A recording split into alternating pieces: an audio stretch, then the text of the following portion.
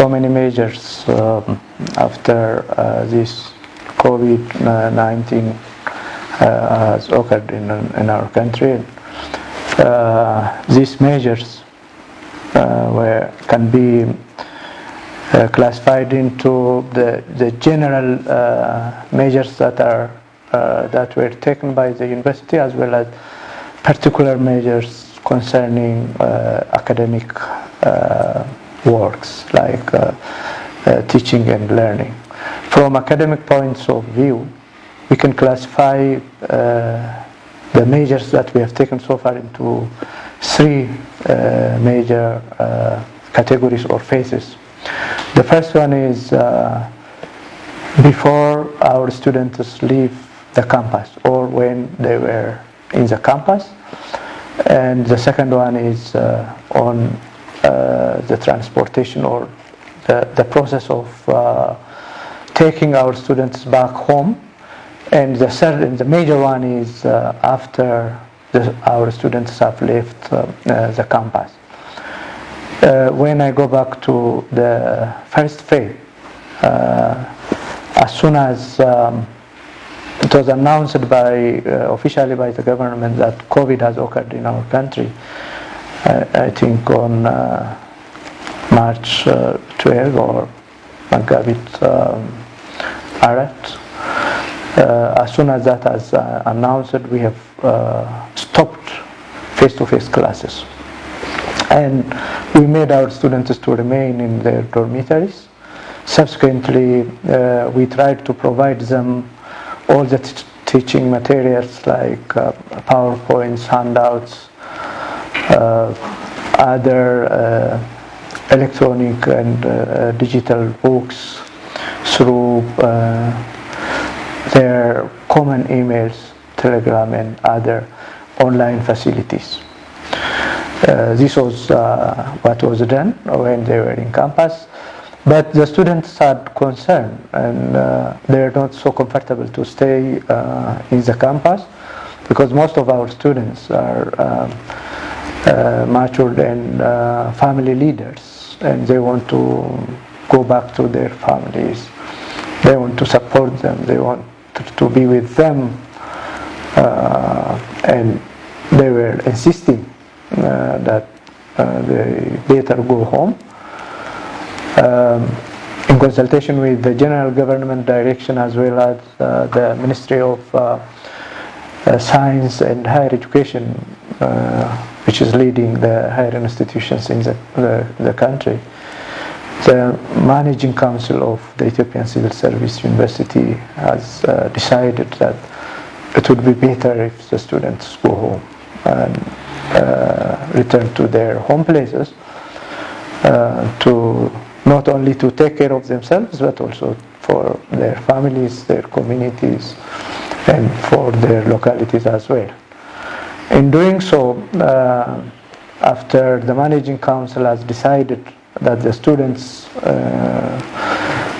would be better if they go home, we have made brief assessment where they are located, where they are from, and after having that information, we hired transportation buses from organizations, and with the maximum possible care, we have transported to the centers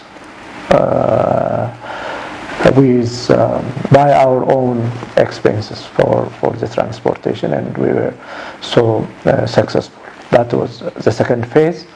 And the third, the major one, is after they have left, we have taken a lot of measures. Before we go to measures and decisions, we have made also another brief assessment in which we have identified major challenges that our students and the university community may face, and also the opportunities that we are having to continue with online teaching and learning.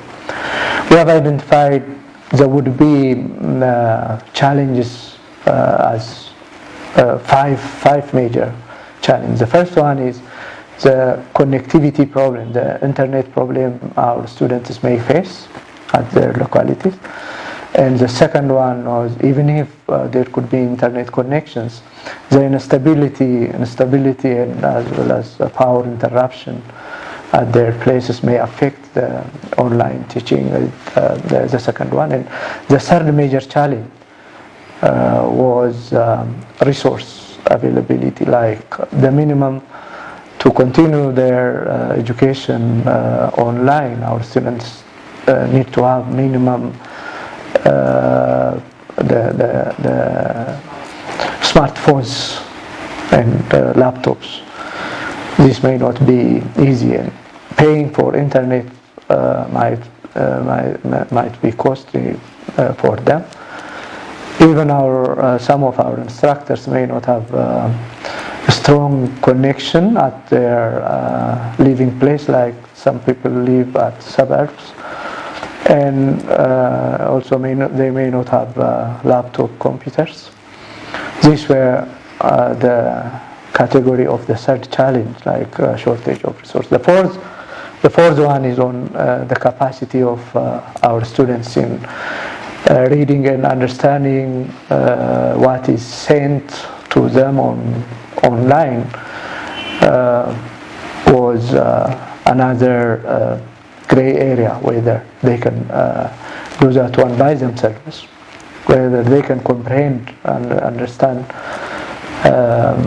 what is being sent to them online.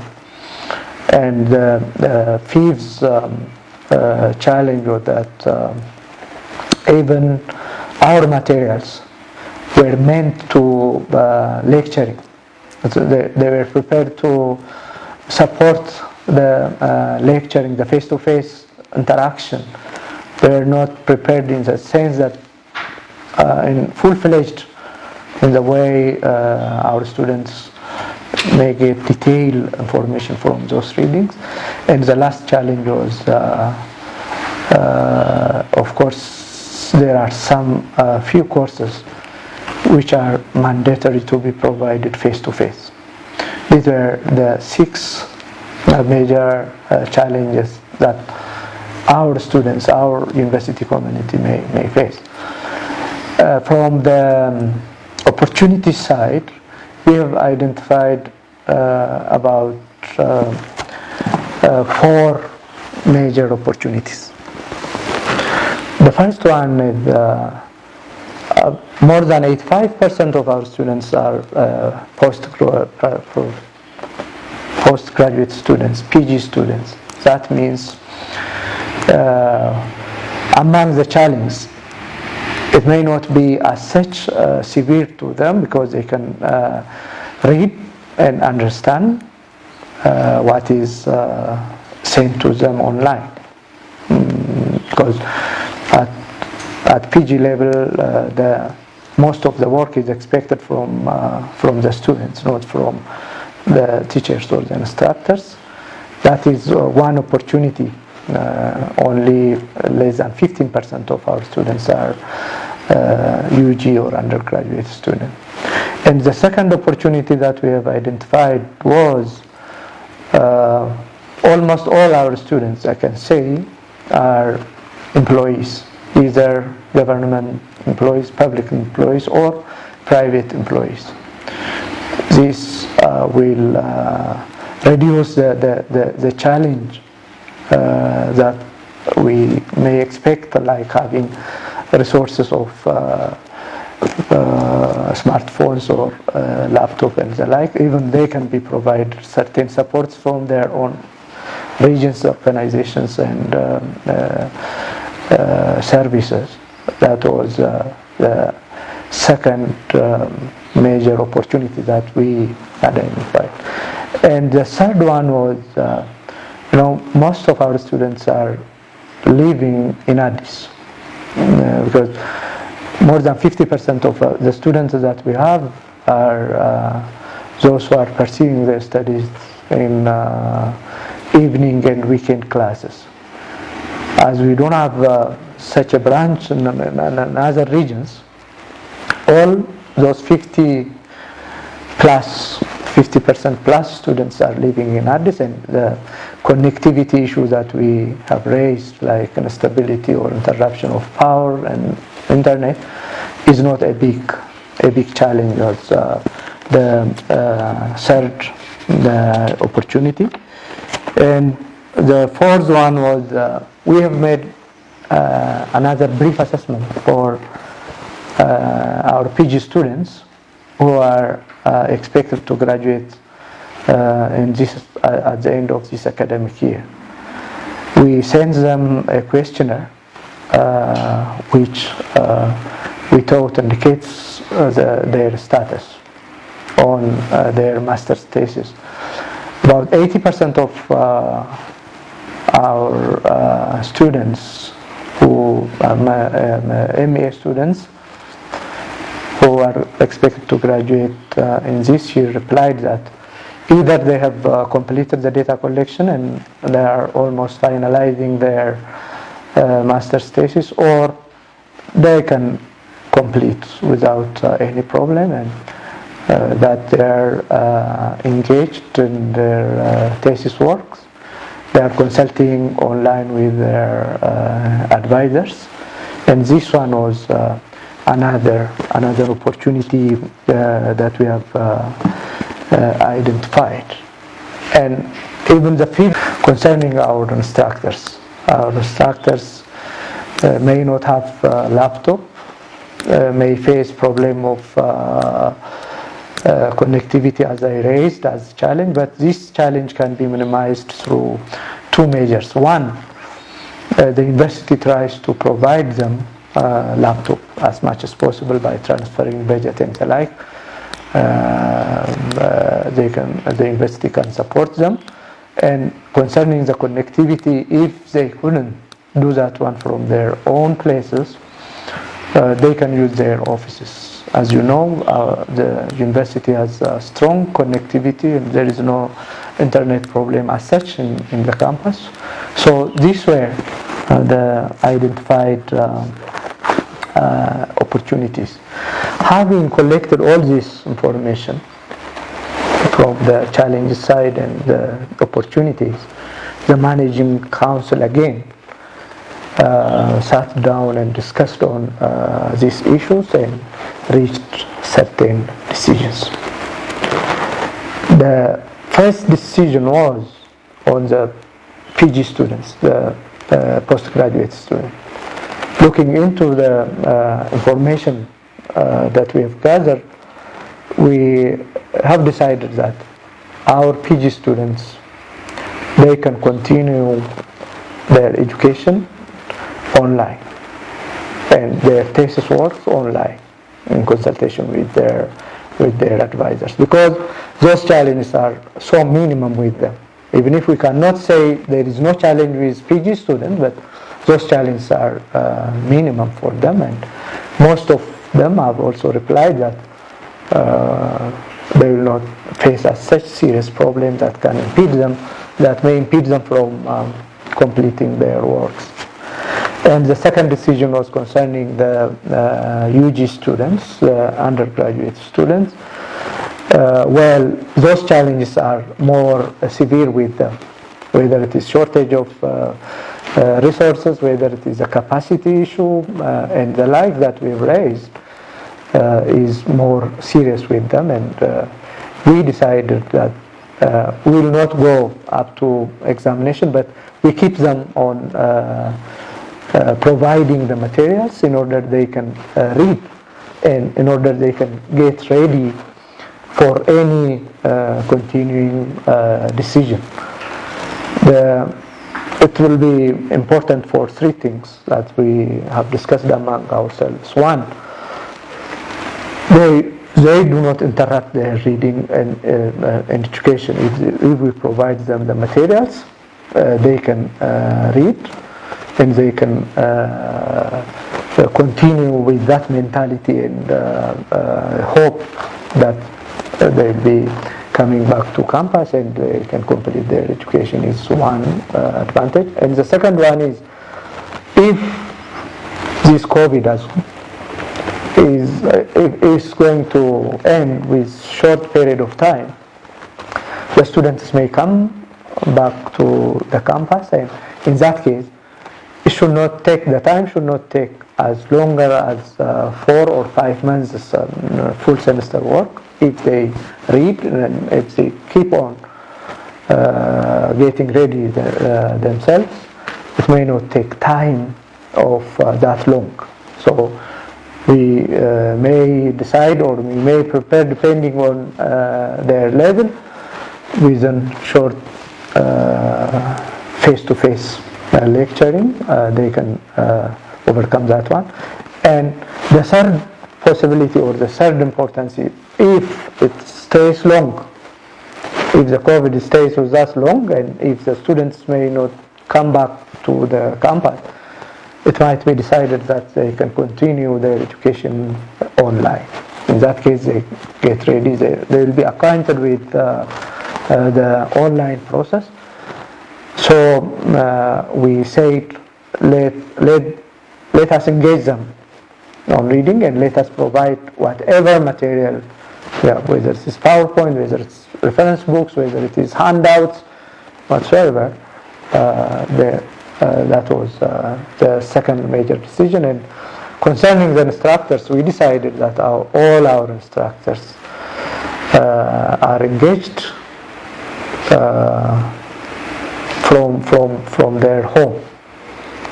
If it's not possible for them due to the challenges, they can use their offices. This was the third one that we have decided. And then, in order to facilitate all these things, we have also formed task forces. Two major task forces were formed. One is the academic task force, which is being led by the APO, Academic Program Office Director, and encompasses the college deans and directors and IT experts. And the other one is the Technology Platform Task Force, which is facilitating the IT side, and which is comparing and contrasting the available online means and recommends for the students, and on how to make those materials available for them in the second task force. And then, following that one, we have prepared a detailed general guidelines on how to manage this period. I think it was that guideline that our public and international relations have posted on our website, and that I think is initiation for today's discussion. And some students have still lack clarity on how to go about that one. And that general guideline contains every step and everything, and the changes that we have made as well, starting from what materials are going to be supplied, which courses are being given online, and which level students are going to take final exam and the like. Even it extends to the extent that tentative post-COVID period plan is also included in that general guideline. So these are the major measures that we have taken so far in consultation with the university community and the managing council of the university.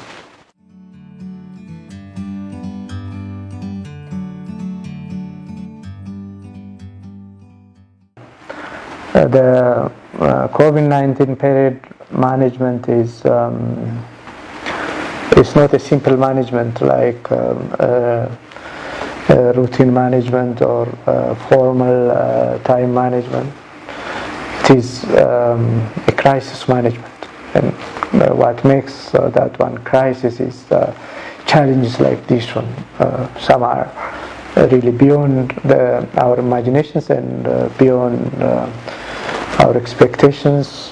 Even some of the measures that we take may not rectify 100%. That is what makes crisis management different from other management. And this is another big area of challenge. But still, we haven't lost our hope that we can even still manage with different options. Options we have in mind so far is one, it's possible to assess our students online. Is examinations, final exams can also be given through online means, whether it is Office 365 or any other means. It's not for the first time that such exams are given online. The only thing is adopting and choosing which one to follow. That is the first option we have. We haven't yet decided which one to follow. And the second option, we are participating with in the discussions that is ongoing with the presidents and the academic vice presidents of higher institutions in this country through the coordination of Ministry of Science and Higher Education. And one interesting option is raised also there. That is, we can use different universities which are located in different regions, centers, cities. We can help each other by sending our exams to those universities, and by facilitating theirs, we can help each other, and that is another option that we are contemplating, that we are thinking. The Ethiopian Civil Service University has also another experience, like for entrance exam, we have been using centers. Our instructors and vigilators were going to the regions, to the centers, and they examine entrance exams. We do have that experience. It can also be considered. And if the last possibility could be that our students may come back to the campus to take that exam. But we haven't yet fixed it, but the possibilities are there. We will choose which one will be best fitting to our situation. Concerning the defense, we have already devised 3 scenarios, 3 possibilities. That one, we don't have as such a problem. One, online is possible, like using online or virtual communications, like Zoom conferencing. The candidate can make that presentation or oral defense from wherever he is located. If he found that one better, there are 4 parties who are getting involved in thesis examination, defense examination. One is the candidate himself or herself. The second one is external examiner, who is coming from outside of the Ethiopian Civil Service University, from other higher institutions. And the third one is internal examiner, who will be assigned from our campus. And the last one is coordinator or facilitator or chairperson, that we call. So the first option we do have is everyone can do that one from wherever he is. It can be from his own office or from home or from wherever possible. That technology will assist us. And the second option is blended of these. Some people may use the online, and others may prefer face-to-face. That one is also possible. Combination of, if two people can do that one from their places, and the other two people can do that one from the university. And the last option is still within the framework of the emergency period regulation.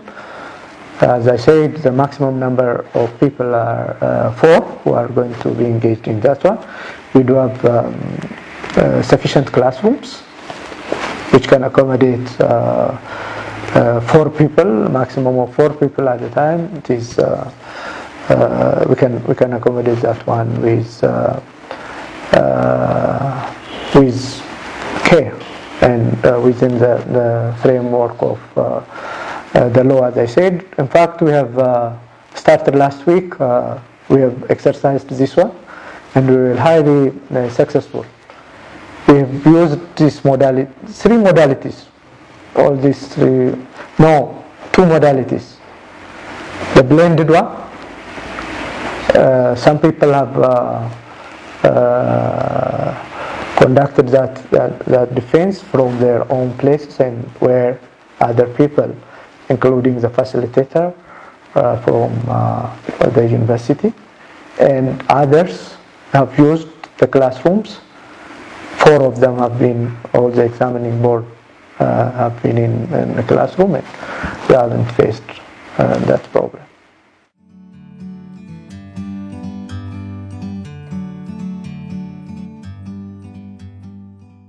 Concerning the summer classes, as I said, we have classified our students into 2, PG and UG students.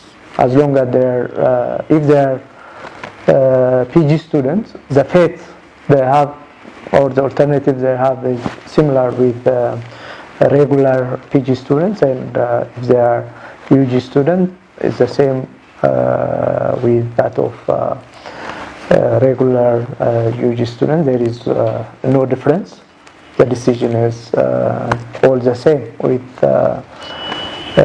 evening, with weekend students, with summer students, regular students. All what we have decided is applicable to all of them. Concerning what will happen to the UG students, not only the UG students, even there could be certain people. We are not 100% sure that everyone from the PG students can pursue his or her education online due to certain difficulties that they may have. Concerning this one, it depends on the life of this COVID, and if it has gone within a short period of time, the possibility could be one of using crash program, like a short period of time in August, like September and August, before the new academic year begins. Otherwise, the possibility could be extending with another semester. It depends on the decision of the government when how to go back to the normal life with other situations as well. And also it's almost similar with high school, for example, with high school students. The similarity is almost similar with them, and we are not sure. But anyway, the last option we do have is, if COVID continues to be severe and frustrating and affecting our people, the possibility could be continuing the education online.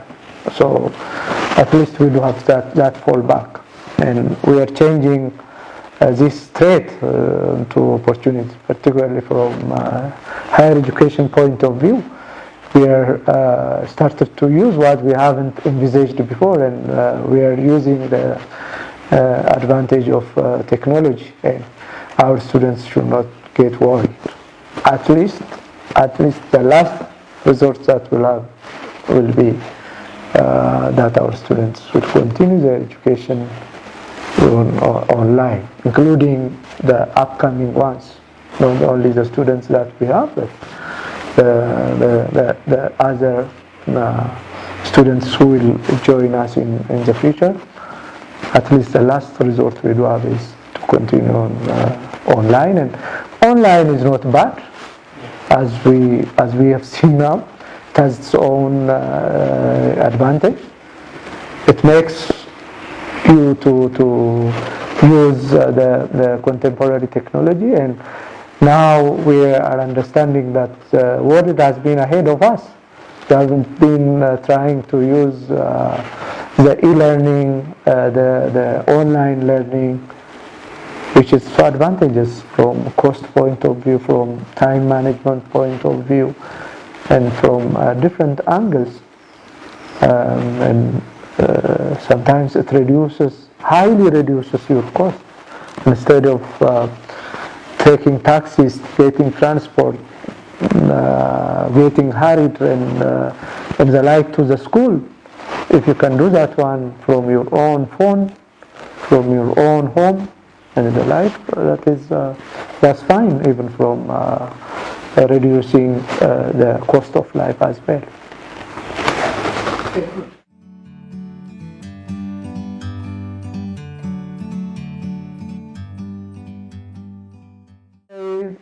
It's not better, face-to-face is not better, but we can say research courses are possible online as well, particularly for the postgraduate students. They can read, they can refer to books, they can increase their efforts. When they increase their efforts to understand by their own, the possibility that they can learn more even concerning their research. My hope is it will improve really the research capacity of our students when they refer to the research books more. And I can't say it is not possible, like research works cannot be studied online. It's not that kind of a course that we fear about online services. There are certain courses which need participation of groups, like engineering courses, and where group of people supporting each other and talking to each other, and when the input of one can be the output of one can be the input for the next process and the like. There are certain few courses. Otherwise, it might be preferable face-to-face, where you can ask the instructor where you face a difficulty to understand that one. But still, we do have a lot of options. As I said, there are opportunities. Our students, previously before COVID, if an instructor goes to a classroom and provides lectures, the courses face-to-face, that's all. But now, if it is recorded and if it is sent, like video lecturing, if you take that one, you can repeat and use that one 100 times if you like. That is another advantage. Our instructors are also smart enough, and they are facilitating beyond uploading courses on Telegram and email. They are supporting their students. Some of them are supporting their students through Google Classroom, where they see each other, where they interact with each other. Some instructors have started to use Zoom conferencing where they can interact, questions can be asked, and lectures can be given, and some have also started already to give video lecturing on their PowerPoints and on their chapters, and this will continue with that one. And if there are certain courses like what we have raised and others, they can consult with their instructors and they can request them if they haven't provided them like on what I say, and they can do that one easily, and there won't be as such a worry on that one. Good.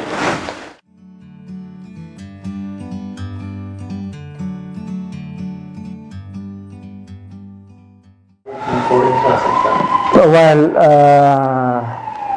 yes, that is another area that we'll continue with providing the entrance exam.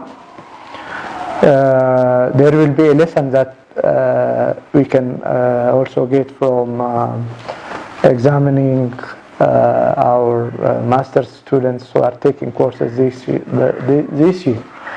That lesson may assist us, may help us what type of entrance exam, how to provide that entrance exam for those who are already registered to take that entrance exam. We'll use that one. Concerning the intake capacity,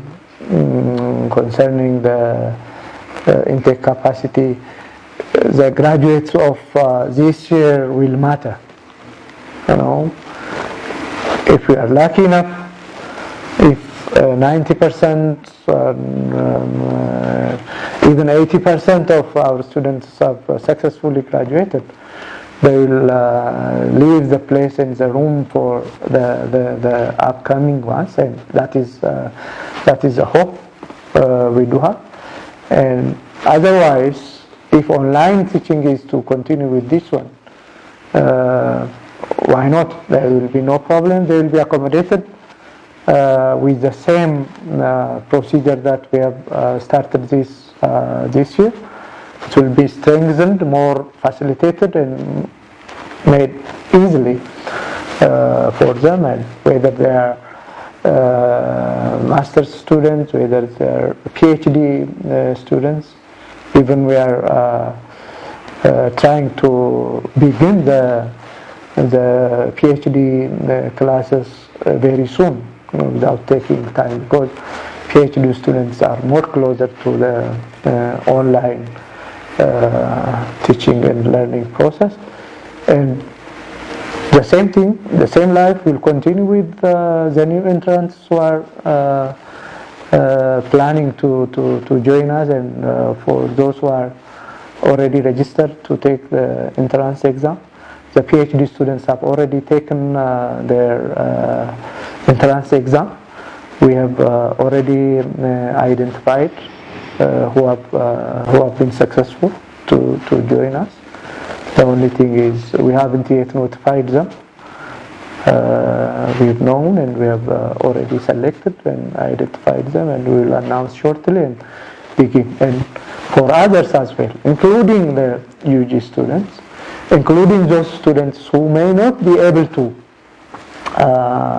continue with their batches online now, the decision will be not to dismiss them. The decision will be that they will be continuing with the upcoming batches. There is a possibility that we can solve the questions of our new entrants and others as well.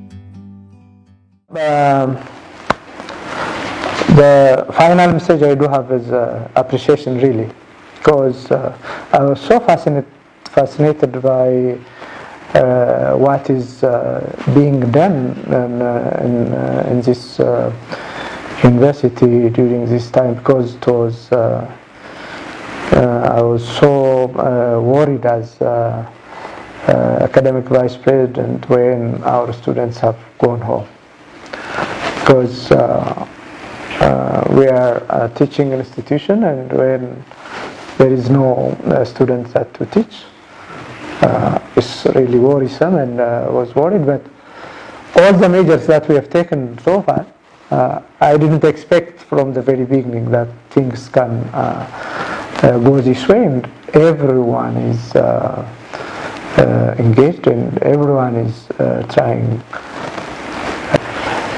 The second appreciation I do have next to the managing council is administration and student service vice president.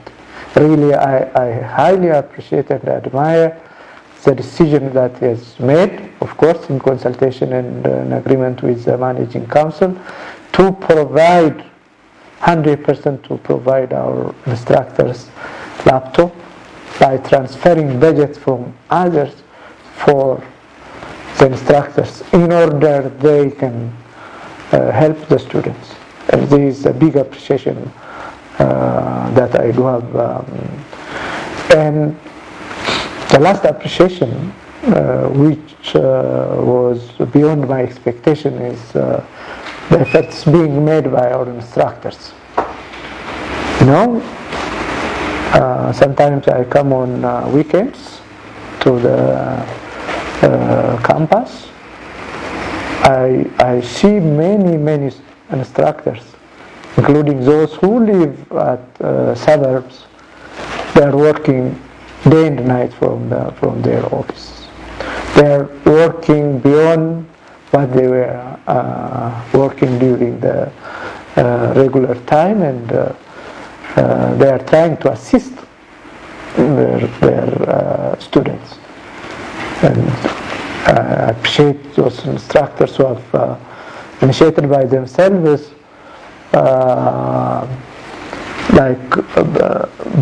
providing video lecturing. That is a possibility. We haven't forced them, but they did. Most of them they did by themselves, and they are communicating their students day and night. They are responding to their emails, their requests or messages on phones, on everything. That is the appreciation I do have it. I say to everyone, really thank you. And finally, I say to every one of us to keep on caring for ourselves, for our families, communities in particular, and for our nation and country in general. And I hope we'll survive and we'll make it if we take care.